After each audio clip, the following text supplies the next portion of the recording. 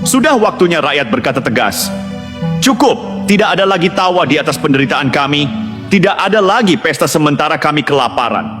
Kami menuntut keadilan, moralitas dan amanah yang dijalankan dengan benar.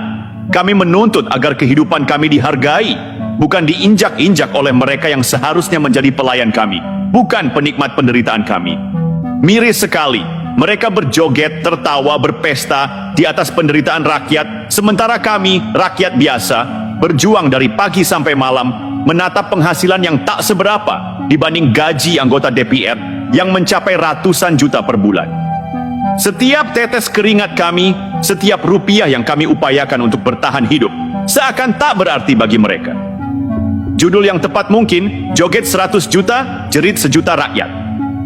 Dan lihatlah ekspresi dingin Wapres Gibran yang duduk menyaksikan momen itu. Tatapannya seakan mewakili seluruh rasa getir masyarakat. Muak, kecewa, marah. Marah karena wakil yang seharusnya memperjuangkan aspirasi rakyat, memperjuangkan keadilan sosial, malah tenggelam dalam kenyamanan dan pesta, tertawa seolah dunia ini milik mereka sendiri. Bagaimana mungkin mereka bersenang-senang, sementara di luar gedung parlemen, ibu-ibu berjuang menyiapkan makan untuk anaknya dengan uang pas-pasan, ayah-ayah bekerja serabutan, guru-guru honorer menahan lapar demi mendidik generasi bangsa, dan rakyat masih bergelut dengan pajak yang menindas?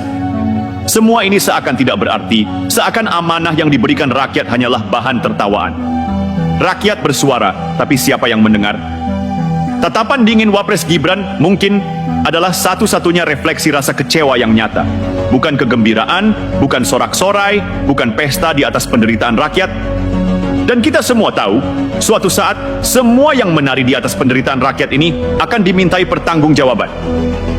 Tidak ada yang lepas dari penghitungan moral dan Tuhan.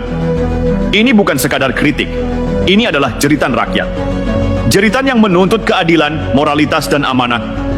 Jeritan yang menolak pesta di atas penderitaan kami. Sudah saatnya rakyat berkata tegas, cukup. Tidak ada lagi tawa pejabat di atas penderitaan rakyat. Tidak ada lagi pesta sementara rakyat kelaparan. Sudah saatnya suara kami didengar. Namun, di tengah semua kegembiraan dan pesta para elit DPR yang menari di atas penderitaan rakyat, muncul satu sorot yang berbeda.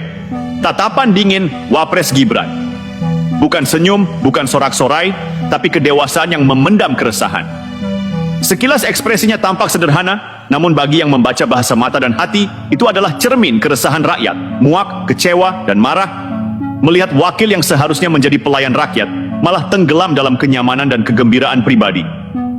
Wapres Gibran tidak ikut terseret dalam hiruk-pikuk joget dan tawa. Dia duduk, diam, dan memperhatikan. Ekspresi dinginnya seakan berbisik kepada bangsa ini. Apakah ini pantas? Apakah ini yang seharusnya dilakukan wakil rakyat yang diberi amanah? Tatapan itu adalah simbol kedewasaan.